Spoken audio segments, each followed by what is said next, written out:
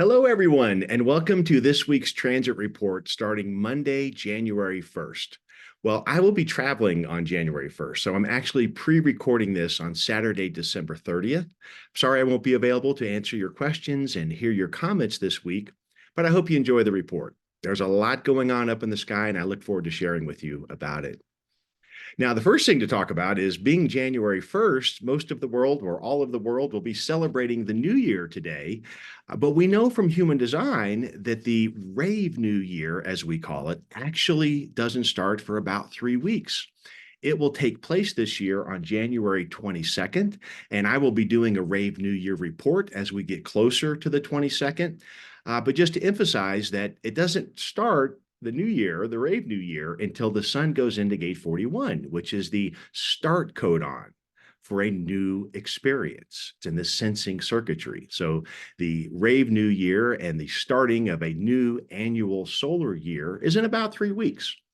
So that's important to recognize. So many people will be thinking this is the time to start the New Year's resolutions. This is the beginning of the new year. But in actuality, it's a different stage, a different period. These next 3 weeks are a beautiful time, actually, to reflect on the past year of 2023. What do we feel about that? To reflect and review, contemplate, almost sort of a rest period in that sense, which is very important, right? Our bodies need rest, our minds need rest, and very supportive as we prepare for the Rave New Year to think about what all that means to us. What are the true values inside of us? What is the deep inner core of who we are, and how do we imagine next year we might be able to express that? So you'll hear that maybe in some of my sharings as I go through the transits this week, that there's some real important imprinting coming in from the transit field that can help us ask ourselves these questions. And so we'll take a look at that. Looking at transits, to me, I think it's so valuable for two reasons why I do it. Is one, because these planets up there, they are the imprinting agents of our body graph. Right? The planets, the neutrinos pass through them, and that planet actually is where the location is what turns on that gate and that line. So they are the imprinting agents. So they're very powerful. And in that sense, they live inside of us. We have thousands of years of observing the planets through astrology and other modalities, but we can talk about the quality, the mythology of these planets and how they relate to us, because they are not just pieces of matter up in the universe, they are actually also inside of us. And so looking at the transit field and seeing where they are in the wheel and in a body graph, we can learn to interpret for us, what does that mean for us? Now, I want to emphasize what I do with these reports has not predictive astrology. I offer no advice on what someone should or could be doing. We know from human design that we are nine-centered beings. We all have our own personal authority, a home base, a solid foundation from which we can engage the world. But it is helpful for this idea of awareness, right? To see from your chart, your natal chart, where is the current transits impacting you? Is it on a defined center or an undefined center? Does it form an electromagnetic connection with the gate at the other end of a channel? I have found these in my experience to be tremendously supportive in my idea and conceptualizing of awareness. What's going on out there and how do I fit into that? But always coming back to personal authority of what that means to me. Secondly, following transits is super beneficial if you're still learning all of the 64 gates, right? Because you can take each of these planets, look at their mythology, look at their vibrational quality of what they represent in general as an archetype, and then apply that to the archetype of the gate that it's in, right? Just to read the lines in the Rave I Ching, contemplate that gate with that planet there. There can be so much information that is very stimulating, supportive, and very educational. But also to remember that I'm doing my best to explain or decode the mythology and the archetype of these planets and the gates they're in. So you're hearing it through my filter as well. I'm a 6-2 emotional manifesting generator on the left angle cross of healing. And so you're also hearing it through my perspective, my experience. And I say that because I want to encourage you to question what I say. right? That's the important thing, is that to hear it, if you're here participating in this, take it in, but question for you, what does that mean? What does that stimulate for you? Because it really comes down to that. What is the transit field offering you? And do you have anything to say about that or do about that, which is going to be based on your experience, your personal authority on how you may decide to move forward in the world. The last thing I want to share about this exercise that I do each week is that when I look at this information and prepare to offer it, I always just try to seriously take a deep breath. It's a lot to take in, but I try to put myself in my G center. You know, this magical, mystical center of higher self, love, and direction. It contains the magnetic monopole in gate 2, the most yin gate, the receptive, this one-sided magnet that is attracting the world to me. People, experiences, it was all part of the design. And so I just mentioned that because I think when we absorb this information, that's a beautiful place to take it in from, to recognize that our bodies know so much. The human design system is a tool. I call it a body consciousness awareness tool. And a tool is something that helps us do something, right? So, this tool helps us see ourselves in a new way, how to see how we can easily align with the natural energetic priorities that exist within us.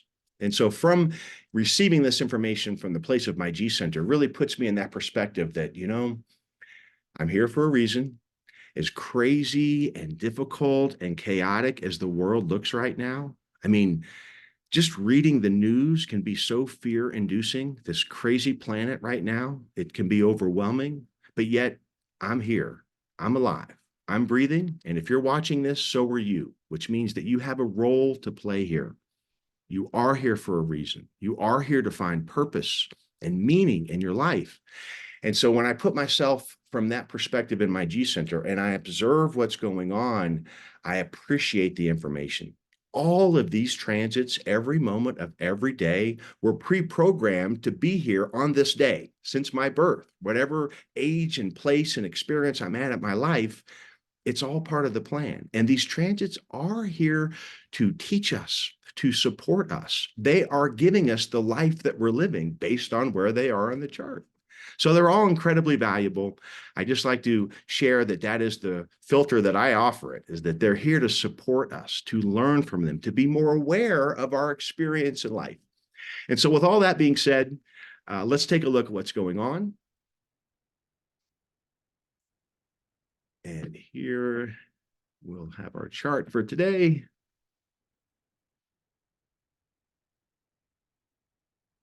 And here it is, January 1st, you'll see the body graph and the astrological wheel. Now, both of these charts, every chart that I will show you this week is calculated at noon Mountain Standard Time, which is where I live in New Mexico. So I don't use house systems in astrology because that would vary. The house system would change based on your time and location.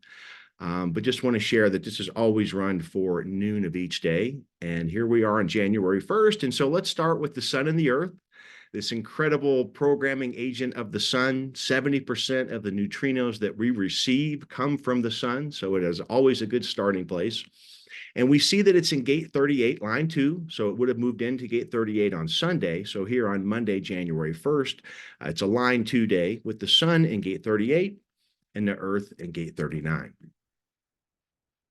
Now, these gates have such an interesting visual polarity, right? The sun and the earth are always a polarity in the wheel. And so we can see on the wheel over here, gate 38 with the sun, which would put the earth, which the astrological program doesn't show the earth, but it would be down here in gate 39. But how interesting when we have these two gates in the transit field, they are both in individual circuitry. They're both in the root center, our center of pressure and drive, this center of vitality that pushes us all out into life to have a new experience, a new relationship. And they're opposite each other, right? So here we have gate 38, called the gate of the fighter in the Rei Ching. It's this pressure, this drive, and it's looking over at gate 28 in the channel of struggle, a design of stubbornness, gate 28 being the gate of the game player, the risk taker. It's the splenic awareness center potential awareness gate, which is saying what risk is worth taking to find meaning, to find purpose. So this 38, this gate of the fighter, I also like the word persevere. Right now, it's an individual circuitry, so it is connected to this idea of the pulse, this push stop or on off, and the melancholy that comes with all gates and channels that are in the individual circuit group. But here it is, this incredible intense pressure and drive to go out and persevere with what life means to me. Right, whenever we're talking individual circuitry, we're talking about inner truth. Right up here, the keynote coming from gate 61. Well, gate 2 as well, which is an individual circuitry, but gate 61 being the gate of mystery, the mystery of what is my story. Individual circuitry is so personal. It's that deep, deep inner core of creativity, inspiration, melancholy, that sweet sadness that leads to these pulsated bursts of expression. And so with the sun here, this is part of what we're receiving right now, is this, it's pressuring us to have this sense of drive to find meaning. And that is a big question right now, as I was sharing previously. What is my place in the world? How do I fit in? What is my voice? And what can I do about all these problems in the world? But we can all do something, which to me is the most important, which is aligned with who we are. Being who we are, that idea in human design we often talk about of self-love, self-recognition, self-appreciation, natural alignment with our authority and our being, it changes our vibration. It changes the vibrational quality that we give off to everyone. And so right now, this week, and this 39 and 38 gates I'm talking about, these will be in effect till Friday. So we're receiving these pressures, right? This drive to find out, to move out into the world, and again, honoring our authority on how this actually physically takes place in our life. But I think certainly from a contemplation perspective, this is the message we're receiving this week. Now, gate 39 is called the gate of provocation. This is the energy to provoke, and it's provoking to find gate 55, the gate of abundance, emotional spirit, and the solar plexus. So 39 is this, again, this drive to find meaning of what abundance is, meaning of where is my fullness of emotional spirit. It's in the channel of emoting, a design of moodiness, because it's individual circuitry, right? This speaks to that pulse on and off. We can't all the time be completely emotionally, spiritually full. Right? We experience it and then it can go away. People that have this channel have this pulsating wave of their solar plexus, if it's defined, because they'll have the defined emotional chemistry of the wave. But here it would be coming from this pulse action, this spiking up and spiking down. So that's why someone born on Monday, the 1st, when we're in the right angle cross, this is the right angle cross of tension. I mean, 38 and 39 are fighting and provoking in that sense. So it can be a little bit of tension, not only for them, they carry this imprint, but they're also giving it off.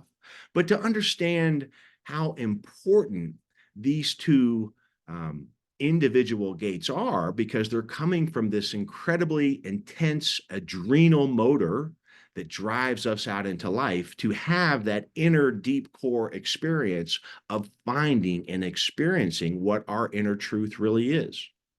Now, while we're here, I think I'll stay with the channel. This channel of emoting is defined for most of the week. This will be in effect all the way till Friday.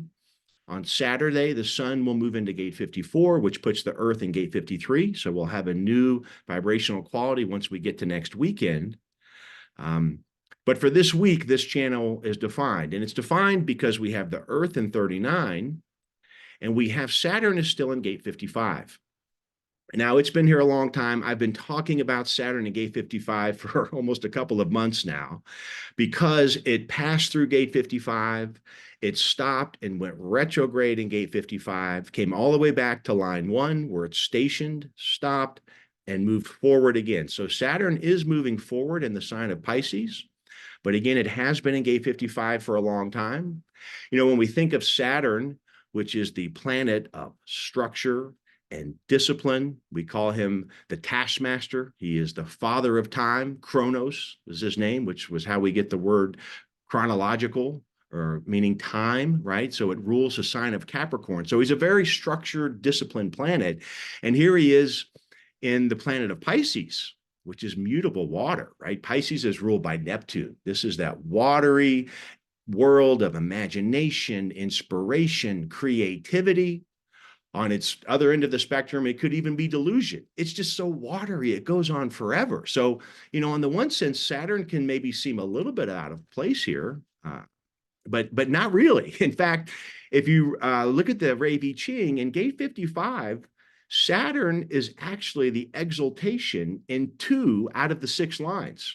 And so part of the story I've been sharing over these many weeks in these reports about Saturn in gate 55 is that I have really been interpreting this where, gate 55 being this gate of, I almost want to say volatile, because it's on this pulse. It can have these extreme spikes of feeling emotionally abundant or empty, glass is full or empty. It has this um, uh, up and down wave motion. But Saturn here, bringing its stability, has been offering the support to find what my dear friend Lasita Shalev calls spiritual equanimity, to find balance amongst the extremes. Gate 55 is a potential awareness gate of the solar plexus awareness center. It's a motor and an awareness center over time and patience. So having the father of time here with its strength and stability, I think has been offering a great deal of support for us to bring in structure, to find our balance, to ground ourselves in Mother Earth and find that spiritual equanimity amidst the chaos, right, which is so clearly evident in the world. There's so much trouble. But yet Saturn here for us individually, I think, bringing our structured modalities, whether it be yoga or singing, writing, drawing, going for walks in nature. I think these are all good habits and structures that Saturn is saying, yes, let's apply this structure so that we can find some balance in this somewhat extreme emotional gate. And so we have Saturn and the Earth lined up in this channel of emoting. So it may bring some degree of emotionality to the week, but to remember that we can sink into that, right? That we can reflect on that, to understand what are the messages? What am I getting for myself? And that's where I think this idea of being creative right now. Creativity is so powerful. Creativity is how we are digging in and touching our unique concept of inspiration. And it's very potent because of this channel. I think for all of us, there could be a really potent time for creativity and inspiration, part of all of individual circuitry. So again, super supportive, thinking about, we've got about 3 weeks left in this year, reflecting on where did I find and feel inspiration this year? What is this emotional quality? What has it brought to me? What have I learned through these experiences? And what might I think about for next year? Where would I, when I'm basing it on my authority and my true sense of foundational values, what's most important to me, right? What's coming from deep within. I think this energy this week is very supportive of that, based on the Sun and Earth configuration, and Saturn will be in gate 55 for several more weeks. Once we get to the Rave New Year, actually will be in line 6, which I think is really cool that it'll be in line 6. But more to come on that later. Let's talk about the moon as well. Now, the moon moves very rapidly. So I typically only bring it up in the transit reports each day when it's significantly impacting something.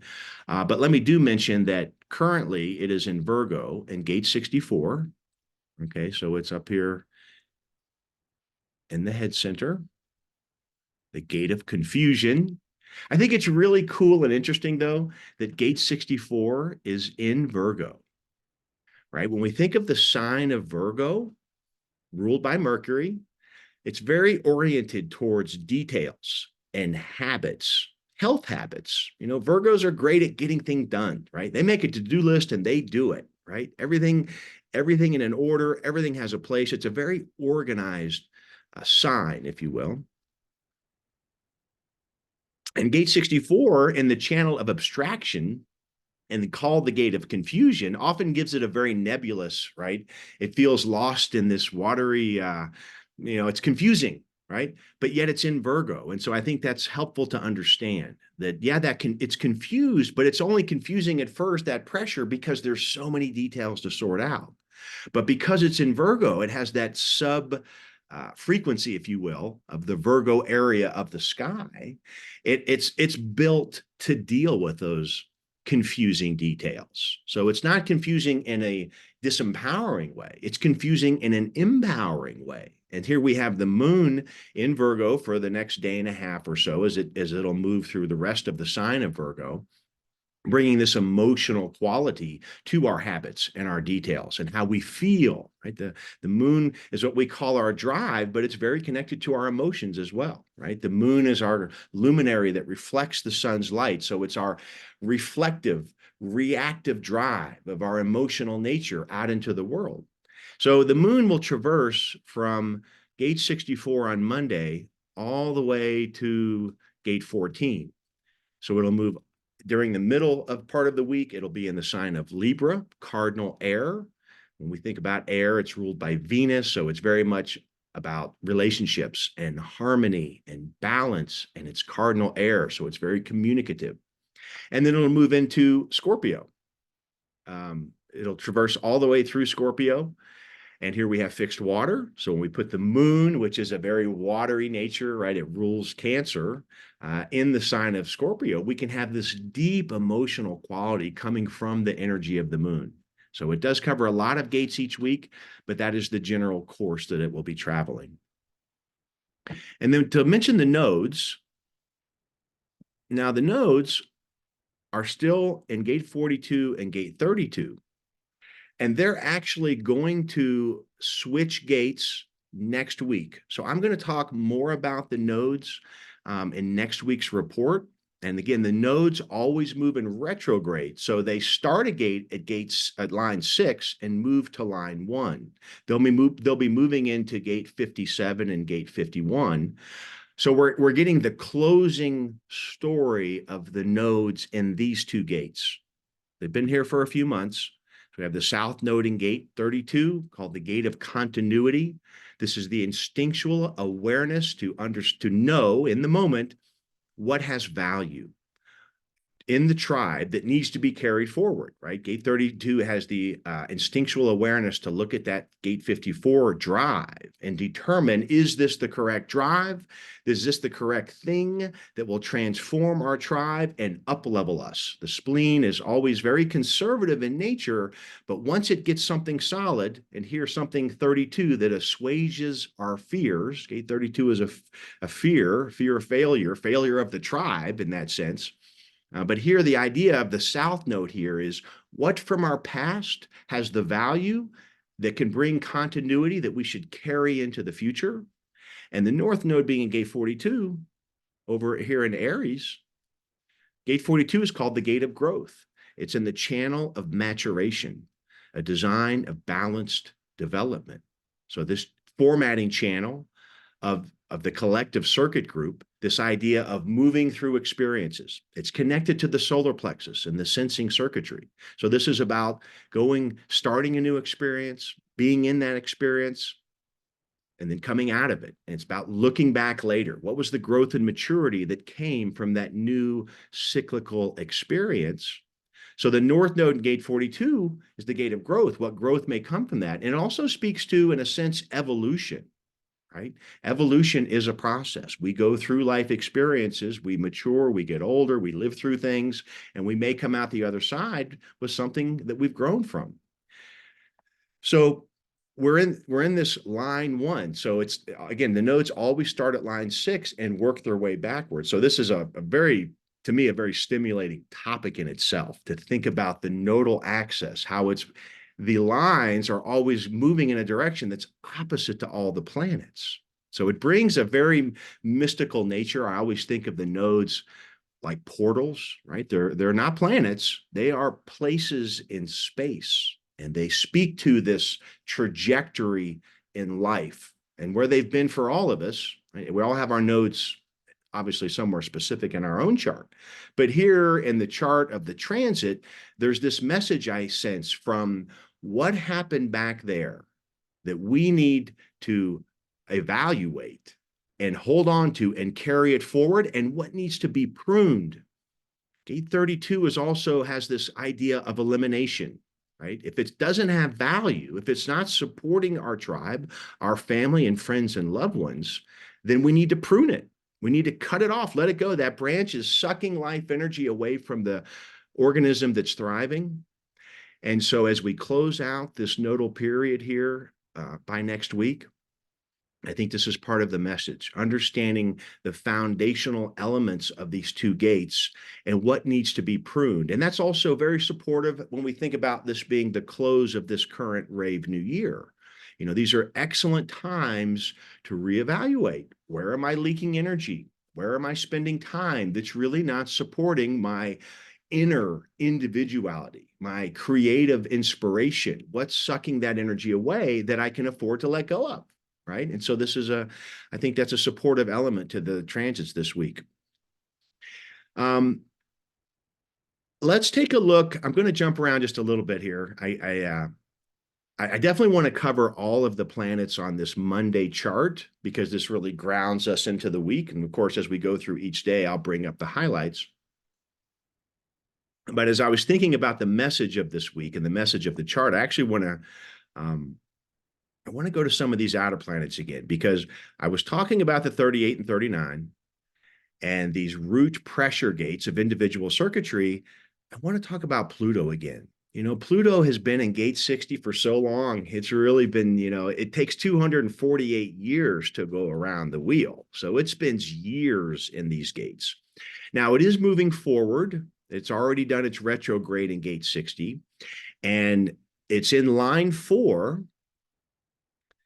And it'll move into Aquarius on January 20th, which is big news in the astrological world, right? When we think about it from an astrological sign perspective, we are closing out Pluto in Capricorn. It's been there for 15 years. It came into Capricorn in 2008. What's going to happen on January 20th is Pluto, here at the final degree of Capricorn, is going to move into Aquarius. However, it's not going to be there a long time. It's going to turn retrograde again early next year, early spring, move back into Capricorn. It won't come back into Aquarius for good until November of next year. So we still have almost a year of this back and forth due to the retrograde before Pluto is firmly planted in Aquarius for the next 20 years. So we've got a big change coming on some sense. It's hard to say. You know, Pluto is so slow moving. We talk about planets and their collective energy because they have a strong collective force in the world. But individually, they also have a strong presence, and Pluto has this really deep inner psychological relationship to us, right? It's the planet of death, rebirth, transformation. It's an incredibly powerful planet, and we only get to experience a slice of one of its transits around the sun because it's 248 years. So, you know, we may get a third of its one transit. But wherever it crosses our personal chart, these are transformative aspects that Pluto forms. And Pluto has this energy to really transform us. And to me, that transformation is really the stripping of our ego. And I mean that from an ego sense and from a imagined ego, like the not self ego, like who we think we want to be. Pluto's here to pull us back on track at a very deep psychological level. To really, I think, when it has its particular transits to an individual chart, it's bringing some degree of death and rebirth to get us back on our incarnation path, our soul's journey, the true hero's journey. So Pluto has a very transforming quality to wherever it is touching in the chart. And so I say all that because here it is in the channel of mutation, a design that fluctuates and initiates. This is the formatting channel of all individual circuitry. So it has incredible power within the human design body graph, this channel. And gate 60 is called the gate of acceptance, also called the gate of limitations. And so Pluto, to me, really resonates with this channel. I mean, as a planet by itself, it is the planet of death, rebirth, mutative transformation, and it's been in the channel of mutation. So it just, again, has this vibrational resonance with the energy of this channel. So it's been very important here. Again, very much so for the world, whatever we're going through, who knows, it's so chaotic, but yet we can feel, in a sense, at a deep level, that there we are going through massive changes. And of course, from human design, we know a lot of that has to do with the evolutionary shift of 2027. It is right around the corner. So even though the actual news events of the day can seem quite terrifying, things are happening to get us on to the next stage, right? This 2027 is a big shift. And so, and from an evolutionary perspective, which happens very slow over thousands and hundreds and then thousands of years, we're seeing that happen in real time in our life. And so Pluto, I think, is a big part of that, whatever it's doing here in gate 60. Now, if we take that to a personal level, though, and bring it back to this deep inner psychological aspect of each of ourselves, I think it's shining a light on this idea of acceptance. You know, what do we perceive to be our greatest limitation? What is that thing? You know, whether it's something that comes from childhood conditioning or a traumatic experience, you know, whatever that thing is for each of us, but to think about that thing that gives us that negative voice that's really held us back. And here Pluto is offering this possible death and rebirth of that experience based on where we are now.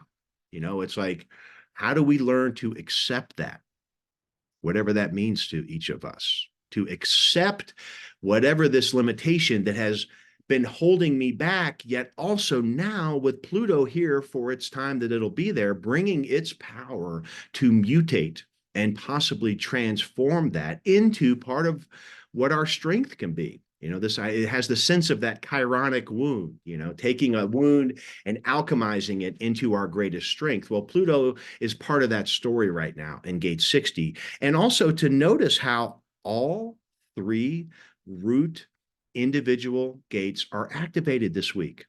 That's pretty extraordinary. You know, this is, again, just speaks to that theme I've been sharing, which is, what am I here to do? You know, individual circuitry. What is my truth? What is my mythology? And to spend time there, right? The planets between the sun and the earth and the Pluto, they're locking us in here in that root center going, what are you going to use that energy for? You know, what's it about? And I think it's some opportunity for incredibly stimulating contemplations. So sticking with that individual circuitry, let's move to gate 34. What's happened here is Venus has been in gate 34 for a few days now. And it's over here at the early degrees of Sagittarius. And so when we think of Venus, the planet, it's passions and desires and values. You know, Venus is what we want. It's such a beautiful planet. But we can really think, the keynotes I often think of is my passion. Where's my juice? You know, what do I want? You know, we can look to our chart and see Venus and get a sense of that. Well, here we have it in more individual circuitry.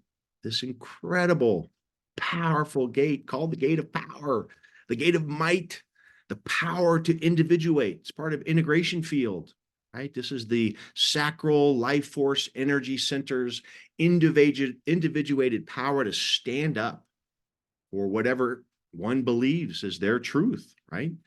So a very, very powerful gate to have Venus in, the power of our passions and our emotions. And what I want to point out from an astrological perspective is that Venus is in Sagittarius at the third degree, while Saturn is over here in 3 degrees Pisces. So we're seeing that Venus and Saturn on Monday here are in an exact square. And interestingly, in the Rave Mandala, gate 55 and gate 34, they are exactly 90 degrees from each other. So these two gates are connected in that sense from that perspective. Not only are they both in individual circuitry, but in the wheel, they form an exact square aspect. When we talk about squares, we're talking about dynamic energy. The idea that something needs to happen, something needs to change, something needs to be resolved. I often say it's kind of like two cars speeding towards an intersection together. If nothing changes, we're going to have a big accident. Something's got to adjust. Something's got to evolve, change, mutate, if you will. You know, the channel of mutation, gate 60, gate 3, those two gates are also a square in the wheel. It really speaks to that vibrational quality of the channel of mutation. Well, these two gates, they're not in the same channel, but they're in that similar vibrational relationship, conversation. And so we have everything I was saying about Saturn in gate 55, this structured ability to find spiritual equanimity and equilibrium, emotional equilibrium, to find that balance. But we have Venus, the planet of passions and desires and personal harmony, in the gate of might. Right? So we can see this connection between how there's this energy through passionate zeal to stand up in what my power is, connected to what my emotional abundance is. So this vibrational quality is very strong right now on Monday, and for a few days more. But just again, what does that stimulate? What does that contemplate? Thinking about gate 34 and gate 55 and individual circuitry, more questions, I think, right? We're just seeing how many individual gates are activated. Let me just circle them again to bring emphasis to what is taking place in the final few weeks of this rave year of 2023. And then we can also see up here, the other individual gate still activated is Uranus in gate 23, line 1. It's over here in Taurus. Now it's still in retrograde. For those of you that have been following along these past month or so, all of the outer planets were all retrograde at the same time. So there was that period in the fall when there kind of was that feeling like nothing's going anywhere. Like we were having a lot of individual circuitry. All the planets were in retrograde. I myself was just feeling like, where's the movement here? Well, one by one, each of these outer planets have stopped and started moving forward. And the only one that's still in retrograde is Uranus. But it too has slowed down and is coming to a stop. And it will begin moving forward on January 27th. Okay, so right after the Rave New Year, Uranus will also begin moving forward. But it's gone as far backwards as it's going to go in the chart. So in other words, it went through gate 23, stopped, moved backward over 23, and stationed on line 1. So I always feel like when there's a retrograde movement of planets, wherever they go back to and stop and then turn forward, those lines hold special significance in relation to that planet, right? For one, they stay there longer. I mean, they appear to stop in the sky. And so it's like they're giving their energy to that place in the sky. And it's almost like their inertia is bringing tremendous power to the line that it's in. When planets are moving forward, some of that forward momentum, that energy is going in a new direction. But when they're stopped, it's really like planting its flag here, going, let's look at this. And here we're speaking about Uranus, which is the planet of unusualness, right? Suddenness, out of nowhere. It's very innovative. It's very creative. We don't know where it's going to strike. It's kind of like lightning, just out of nowhere brings this sudden thunder of change. So I think as a planet, Uranus really resonates with individual circuitry as a whole, right? It just kind of has a similar concept, similar vibrational quality. And here it is in individual circuitry, gate of assimilation. This gate speaks to individual creative expression, right? It's in the channel of structuring, a design of individuality, the genius to freak channel we talk about. Well, here we have the planet of unusualness in the throat gate expression of unusualness. We don't know what's going to come out here. Individual expression is speaking inner truth, which is different for all of us. But I really have appreciated this most unusual planet spending so much time in this most unusual gate. So again, beautiful time to contemplate what this experience is. Always following authority. I have to feel like I have to keep mentioning that as we move along the report here. I'm not suggesting what anyone does with this energy. I'm just sharing that this is an incredible time to think about my voice in relation to all these other individual gates. You know, what is the biggest limitation that I perceive for myself that would be helpful if I accepted that it happened to me for a reason, and that I can use the power of that acceptance. Maybe forgiveness is required too, could involve another person, but it's a deep individual core, this root center activity. And how would I use my energy, gate 38 and 39, and my power, gate 34, to express myself in my most empowering, creative way? Well, this is a wonderful time to be thinking about those things. The planets at the close of this rave year are stimulating us in that way. So really fertile time to dig into what one perceives to be their contribution to the world right now. What our place, why am I here? Who am I in this place right now? I think this is the stimulation that we're getting from these planets. Just to mention Neptune, since I haven't brought Neptune up, because it's been in 36, feeling like forever. It's been like almost 3 years, I think. I don't have the exact date in front of me, but it too is finally moving forward, right? It is in the line of transition, line 3, which indicates the end of the darkening of the night. So maybe that illusory world of dreams and inspiration, maybe we are moving forward. It's hard to interpret Neptune, right? It's that illusion we don't know. But for ourselves, Neptune is very powerful for our own personal creativity. We can call on these planets, just like calling on our allies or spirit guides or whatever you might call things that you believe in, pray to, or ask to support you from the other world. Well, Neptune and all of these planets are there for us for that reason. And Neptune can be called upon to explore this imagination and inspiration that the other planets are guiding us into this week. And it's in this gate of crisis, we call it, but it's the evolution of crisis. This is the primary manifesting channel that it's bringing change into the world. So it's going to be coming something in this collective channel. Where do I fit into that? And to use our imagination in the dream world of Neptune to support us in that process. And along with Saturn, as I said, having Saturn down here in 55. Both, it's in the home sign of Neptune's in its home sign of Pisces, and Saturn is visiting us there. But I just really appreciate, again, to me, I just want to say one more time, I think Saturn, when I look at the whole chart, to me, man, it's somewhere to go right now. It's the linchpin. And I think that's important for me to emphasize, because when it moves out of gate 55 right after the rave new year, it's not going to come back here for 28 and a half years. It's already done its retrograde motion in this area of the chart. So this is sort of the next coming few weeks are the last chance here to get the gifts of Saturn in gate 55. And I think there are many to be had through one's own contemplation. And then to talk about gate 11, we have Mars here, right? Finishing up the final degrees of Sagittarius.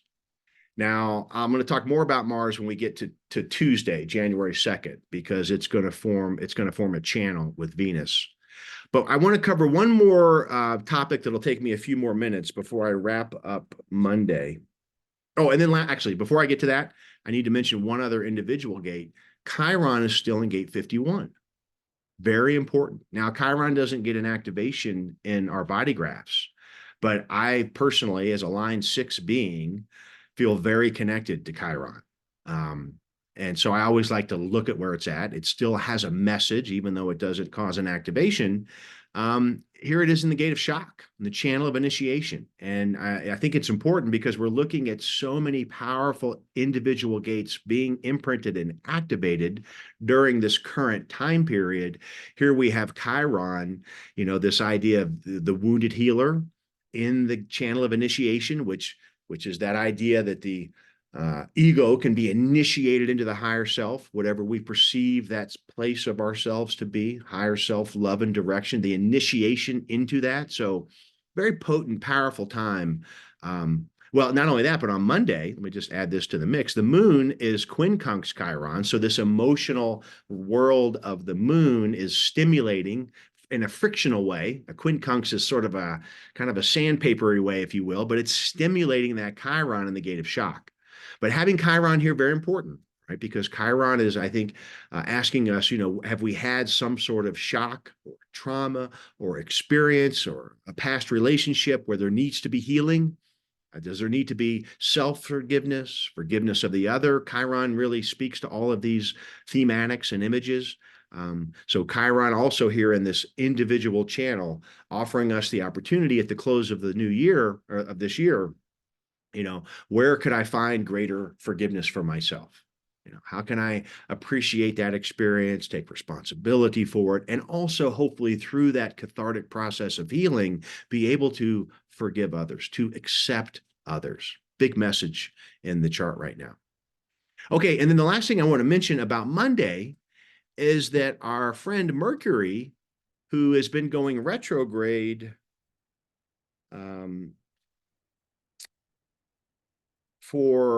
I'm looking for the date here. I don't have the exact date. I'm going to just talk about it. Okay, so here's Mercury. You can see it's in red, so it's still in retrograde. Mercury is stopping right now on Monday and is going to turn forward on Monday evening, my time, so like around 6 p.m. So it has reached gate 26, line 6. Now, we had a lot of activity with gate 26 because the sun went through here and Mars has gone through here. So there was a few weeks past where I was spending a lot of time talking about the gate of the egoist. And what's important is that Mercury, we have this term in astrology where we call it entering its shadow. And what that means is when Mercury was going forward, it got to gate 26, line 6. And then it went all the way through gate 11, gate 10, and gate 58, and it went to 58, line 5, and then it stopped again. That was on December 13th. So let me give you some dates so that you can contemplate this. Now, Mercury retrogrades are quite common. They happen 3 to 4 times every year. Now, they happen so often because Mercury is very close to the sun. It goes all the way around the sun every 88 days. So, but I want to start with thinking about Mercury from its mythological standpoint. This was the fleet-footed messenger of the gods. Mercury was the god that could communicate with everybody. He could go into the underworld, into Hades, and communicate there, and then he could go and communicate with the gods, the immortal gods, and everyone in between. So Mercury, mythologically, represents not only our verbal communication and our mental conceptualization. So we can think of it very ajna, throat related in that sense. But he was very adaptable, quick, rules Gemini, right? The twins, rules Virgo. But wherever we see Mercury, Mercury is quick-witted, analytical, fast talker, can communicate easily, very adaptable with its expression. And so it speaks to our ability to communicate. It also, because it's so close to the sun and the fact that it goes around the sun so fast, in fact, in an astrological chart, this is an interesting thing to know if you are not aware, but the sun in a birth chart is always within 28 degrees of the sun. So if you look at your astrological chart, your Mercury is either going to be in the same sign as your sun, it's going to be in the sign before your sun, or it's going to be in the sign after your sun. It will not be anywhere else in the chart. And again, that's due to the astronomical aspects of how it works. I'm not going to go into that in too much detail. But when you think about that, I want you to get the mythology of that, is that Mercury is here to support our communication. It's here to work with the sun, which is, we think of the sun as our life force energy, how we shine out into the world, right?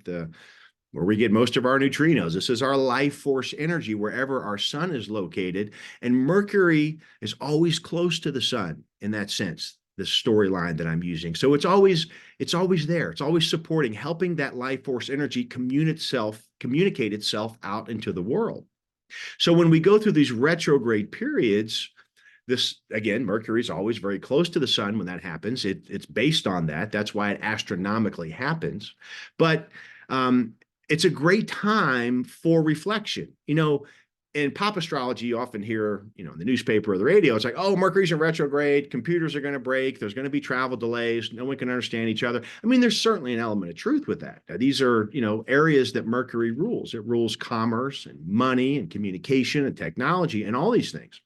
So those things can happen. But I think it's important to really think about Mercury retrogrades at a deeper, personal, mythological level.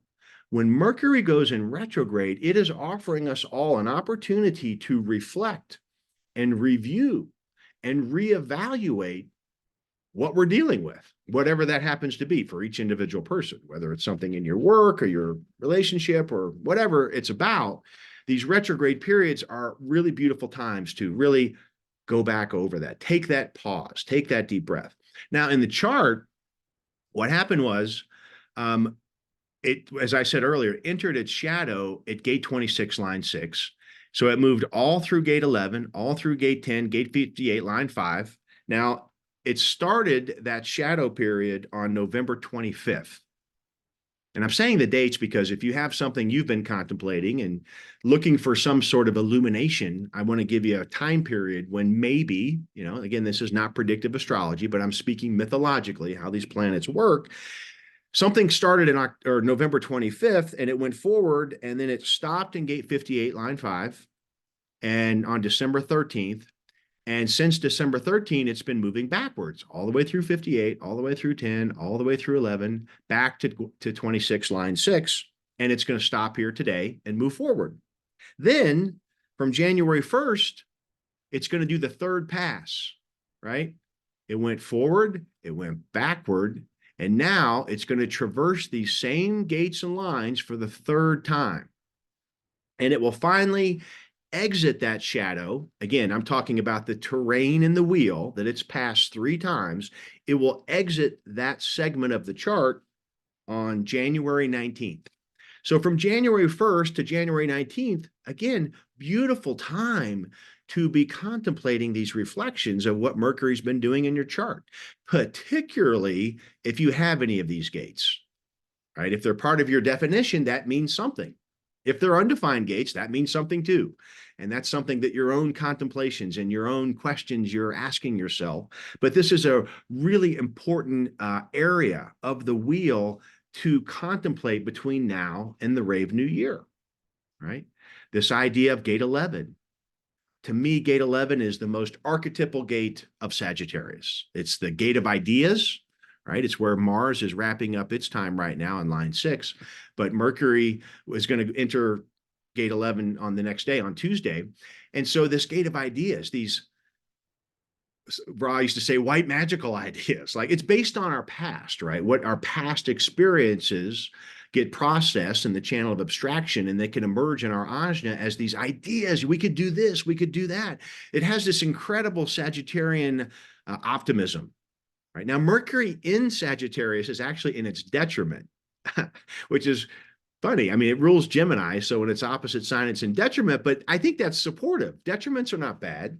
They just bring a new layer of understanding. And the understanding here is that Mercury, which is so acutely aware of the details, it kind of loses the details here, right? It gets more high-minded. It gets more philosophical. And we need that in gate 11. Gate 11 is like, what's possible? What are we curious about? Channel of curiosity. What have we been seeking that we can now express in a stimulating way about our new direction, right? What could we do based on these past experiences? And so, yeah, Mars is finishing up right there now. Mercury's going to go in there tomorrow. And so, yeah, Mercury's here communicating to us to ask these questions. What are my highest ideals? Based on my life so far, what's possible? What is my deep inner truth? And what is my greatest creative inspirational idea that I might come up with through this? And it's very supportive to be asking yourself these questions right now. And then it's going to go through gate 10, the third time, right? This gate of self-love, gate of behavior, part of integration circuitry. But we also say it's about this idea of love of the self, the higher self. Right? How do I love myself? Am I nurturing myself? Do I take care of myself? Important questions to be reviewing right now. And then into gate 58, the gate of drive, the joyous, called the aliveness, the drive, the pressure to experience joy. What do you think about that? Whether you have the gate or not, you're going to get it temporarily. I mean, it's not that you're supposed to do anything about it, but these transits are very stimulating for contemplating this. And now that Mercury's done its 1, 2, 3 dance through these 3 gates, what a potent time as we close out this year to think about, what are my highest ideals? How do I take care and love myself and behave according to my authority that can support those values of my highest ideals? And where do I get the energy and the drive to be alive as I go get them based on authority? Very potent archetypal gates to close out the Rave New Year. And we're still moving. We'll talk about in gate 38 this week, right? I'm talking about Mercury so much, but let's add on to that story, because the sun in gate 38, as I was saying, what's the drive? What am I willing to persevere through, right? For these high-minded gate 11 ideas and the values that mean something to me. And then we'll get to have these last few gates before we get to gate 41. And once the sun's in gate 41, that will be the launch of the Rave New Year. So following the sun through Capricorn here, and again, just using the keynoting to stimulate reflection, contemplation can really produce some really, what I find to be empowering insights. Because I think you've heard in my sharing so far, going through where we're starting the week off on Monday, there is a lot of potentially empowering information going on in the weather right now. And I think we can really use that, not necessarily do something. That would be based on authority. But we can use it for our awareness, integration, and the embodiment of what our truth is. Okay, well, that took a while to get through Monday, but let's move along. And now we'll go to January 2nd on Tuesday.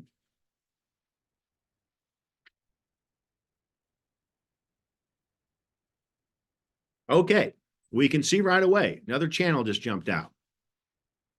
That Mars, which was finishing up gate 11 up here, is now moved into gate 10, line 1. So it's wrapping up Sagittarius.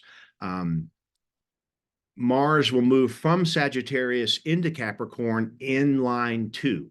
Right? This transition of the astrological signs happens in gate 10, line 2.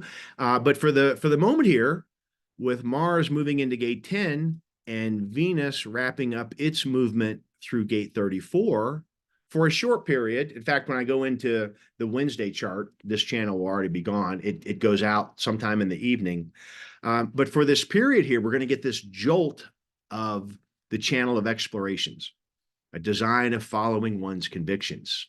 And really, you can just sense how that ties into, I think, the story that I've been describing, this intense individuality. This channel of exploration, which is in the integration field, is such a beautiful archetypal generator channel, right? When we think of the gate of might, power, the power of individuated behavior. What is my conviction? I mean, really, deep down, what conviction is an interesting word. I mean, to be convicted. I mean, you are in when you are convicted. You're thrown in prison if you're convicted, but that you're also deep within your core of who you are when you have a conviction. It's something that you're really willing to go out on a limb for. You can really feel individual circuitry here, this mutative, empowering inner core expression of who we are. And this generator channel being emphasized here is bringing this opportunity to us to examine within ourselves. Yeah, what is my deepest value and my core conviction of who I want to be on the planet during this period? As crazy as it is out there in the world, it needs people who know who they are and who live out who they are, whatever impact that may have, whether it's locally or globally. We say think globally, but act locally. Well, we can act locally within our own living system to be authentic, to align with our energetics and be the purest, higher self expression of what we are. Well, we are getting a big dose of that this week. Still having the channel of emoting for most of the week. And then here on Tuesday, we have this channel of emoting.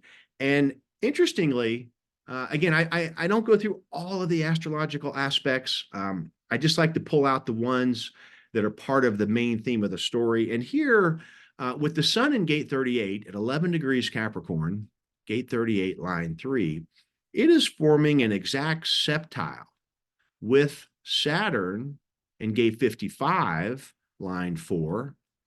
And a septile in astrology is part of what we call the seventh harmonic. And the one word keynote is mystical. I mean, you can look it up. It's a non-prime number. The aspect is 51 degrees point a zillion numbers, right? It just goes on and on.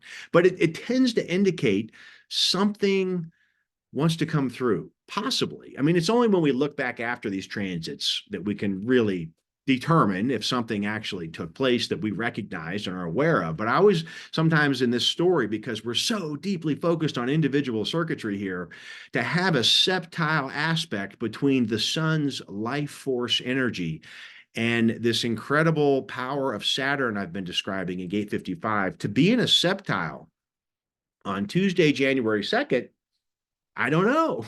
Let me know if something happens. I mean, something that could come through. It's this idea of this mystical come out of nowhere, like didn't see it coming. And I think that's possible more often when we're working on our creativity, right? Because creativity and inspiration helps support us to accept the unbelievable, right? We get so fixated on this 3D world, cause and effect, that we need right now, or we could, I think is the word, we have the opportunity through the transitory field right now to really be available for inspiration. And here with this aspect between Saturn and the sun, yeah, something could be there. Something could be there. And I want to say one last thing about Saturn. It's in line 4. And we were speaking earlier to gate 55 and how it's part of the emotional chemistry of the pulse, and it can really be extreme in its ups and downs. But line 4 is really interesting in gate 55, the gate of spirit, the gate of abundance. It's called the line of assimilation. And I'm just going to read part of the exaltation and detriment. It says, the possible spirit that comes when emotional awareness and energy are balanced and principled. So even though we think of this as somewhat of a volatile gate due to the pulse of the wave, this to be externalized, line 4, for Saturn to share its structured gifts of externalization, we do need to find that equilibrium, right?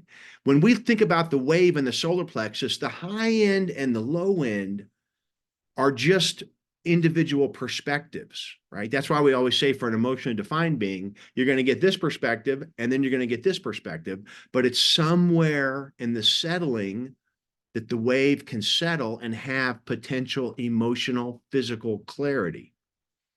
And line 4 is speaking to that, this balanced principle. And so I just wanted to bring that up to throw that again into this little cool aspect with the sun when we say septile. Something may come through there on Tuesday, January 2nd. Okay, moving along. We'll go to Wednesday the 3rd. Now, a lot of the, I just want to, pull out the changes from day to day here. What's happened here is that Venus has left gate 34 in Sagittarius and has moved into gate 9. So that we can see that it's in gate 9 here. So on Wednesday, yeah, we have this Venusian passion quality, this balanced idea of the planet of Venus in the um, formatting channel of logic circuitry called the channel of logic. But here it's bringing the sacral energy of gate 9 to focus. This is the power to focus. And we might need that, especially by Wednesday. If we've been diving into this illusory world of imagination and creativity and trying to uncover the mystery of who my truth is, I feel like that could be a little supportive right now. Let's focus. We need a little balance almost in a sense. And I think Venus and gate 9 bringing its power to focus can really hone in on what we've come up with. If you've done some storyboarding and mapping or where, really trying to get this creative concept to come out, right? To experience it through your singing and writing and expression. Venus is there with your passionate values and morals saying, yeah, this has value for me. This is something I could focus on while it's in there in gate 9. And when we go to the Thursday, January 4th, what happens here is that Mercury is now moved into that gate 11. So I was speaking briefly to that a moment ago, because it went through gate 11, came backwards over 11, it's now going forward. Really beautiful time to contemplate what do I think, Mercury? What do I think of my highest values and ideas based on my past experiences? Based on we got a lot of life experience, each of us. What could be possible right now, just for contemplation purposes, just for me, it's like intentions. It's not about me violating my personal authority, but when I really touch my core, things that when I write down, this is what really matters to me, things that I can get convicted for, right? Well, this is a time to contemplate. Mercury, think about, review, and maybe action may be coming, opportunity for your authority to respond to. But here, Mercury is really speaking to this high ideals, possibilities, visions into the future that may come into your sphere during this transit. We never know until we look back, of course. Okay, so that's Thursday. And then on Friday,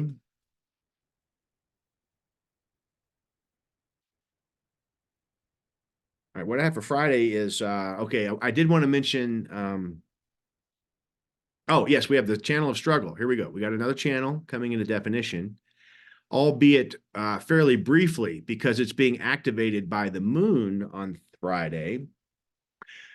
But still, just so interesting and beautiful to see the symmetry here, right? Because we have the sun and earth in 38, 39, we've got the Saturn over in gate 55. As soon as we add the moon to gate 28, we get both the channel of emoting and the channel of struggle. Wow. Two, just lightning bolt arrows, I feel like, coming out of the root center, right? Driving us into the struggle and perseverance to find the emotional depth of inner truth.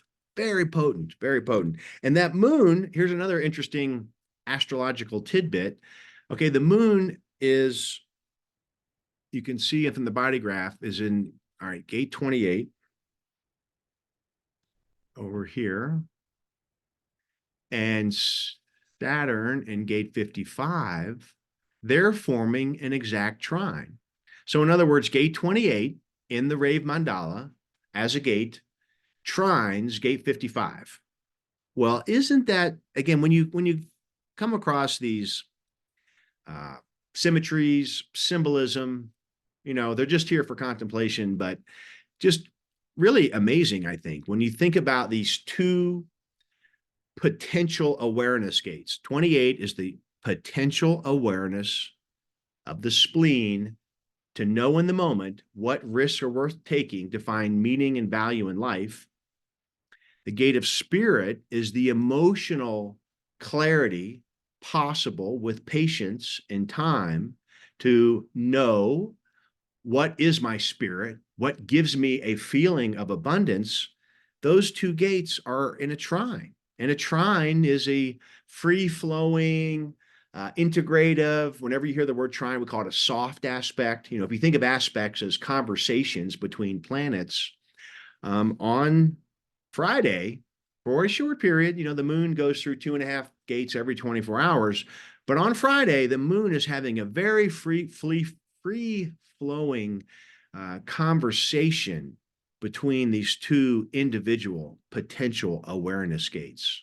So between the septile I talked about on Thursday and now here on Friday, these two potential awareness gates, I'm not sure how else to word it, but it just is feeling like fertile ground to dig in deep, creative writing, creative drawing, again, walks in nature. Something has a potential to come through here, through our emotions, through our reflections. We're gearing up for the start codon, whole new solar year coming up on the 22nd. But this is a beautifully potent day here on Friday, I think, between the moon and Saturn, bringing the potential individual awareness of inner truth. Okay, and now we're going to switch vibrational energy here because on Saturday, January 6th, the sun has moved into gate 54. Sun in 54, Earth in 53. And you can see what happened over here in the body graph because the nodes for the rest of the week are still in 4232. The sun and the earth are forming channels with the nodes, which is, again, kind of cool, kind of fun. I mean, it's just like, they form channels. Now, what's extra interesting to me is that all on Saturday, it's all line one. The sun and earth are in line one. The nodes are in line one. We have the channel of maturation, a design of balanced development. It's the ability to go into an experience, to be in the experience, to really be in it, not wish you hadn't done it, not worry about what's going to happen after, but to be in the cyclical nature of life and through that gain experience and maturity. And then in the channel of transformation, a design of being driven, this root pressure drive to rise up and transform my community. So two powerful channels coming from the sun, earth, and the nodes. So I encourage you to do your own wild mind exploration. I do think we could say that because it's all line one on Saturday, it's about the foundation, right? So digging into any stimulation that this adds on to the story, the individual inner truth story that I think this week really describes quite well. What does that mean? What might that experience mean? Again, just for contemplation purposes, as we are closing out a cycle and getting ready to move into the new solar cycle in a few weeks. But really kind of fun how the sun, earth, and nodes lined up in those channels just for the week, right? Well, it's not. It's for a few days. I think it's on Tuesday. I don't have it in front of me, so I don't want to say, but for a short period. Okay, it's for a limited period right here. We're going to have this channel with the nodes and the sun, earth. But fun to think about, I think. And that brings us to Sunday and the conclusion of my presentation. Not a whole lot I'm going to go into here that I'm kind of reaching the end and a little bit ready to close. I do want to say that I'll pick up on this story next week, but with the sun in gate 54, which started on Saturday, and again here we're looking at Sunday. This gate of ambition, again, the fuel, the adrenal fuel to find drive. I think again, it's very supportive as we're closing out the year. How have we used our energy last year? Again, back to that pruning idea. What worked, what didn't, what can be cut off, what can be changed, what can be switched out. Wonderful supportive time for reevaluation on how our drive, how that works for us. Again, going to be different based on authority and defined and undefined. But the energy we're getting, the music of the spheres, if you will. That's a quote from Pythagoras. The music, they are an orchestra, these planets. They are, in a sense, playing vibrational music that we are dancing to.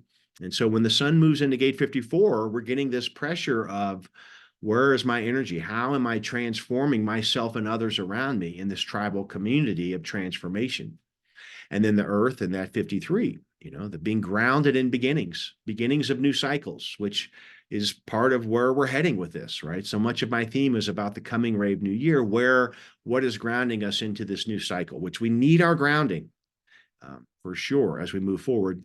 And just as a part of the day, what's going to happen is the moon still in Scorpio at noon my time on Sunday is forming a trine with that Pluto, and that'll be in effect. Certainly, it's a degree 28 and 20, so it's a closing sextile. It's closing into a sextile. So certainly, for the greater part of Sunday, the moon in its final degrees of Scorpio, that fixed water, that deep emotional quality of Scorpio, is communicating in a free-flowing way with this planet of truth, in gate 60. So again, another kind day, I would say, to really sink into our emotions, to accept them for whatever they are, right? They're not good or bad, they're just what is. And they can offer this opportunity in relation to our inner truth and this whole storyline I've been sharing. What do we draw from that? What have I learned from that? What is the new experience? Mars blasting into Capricorn here, ready to take that Sagittarian gate 11 ideas and put it into action. Capricorn ruled by Saturn. It's about the steps A, B, C, D, and Mars being here in gate 10, the gate of behavior, but as a sign, it's saying, okay, I've got the energy to put this plan into action. So all leading us into where we'll be at the Rave New Year. Okay, well, that concludes everything I was going to share. I want to thank you all so much, whoever is watching out there. I hope you all have a wonderful week, and I will see you all next time. Thank you.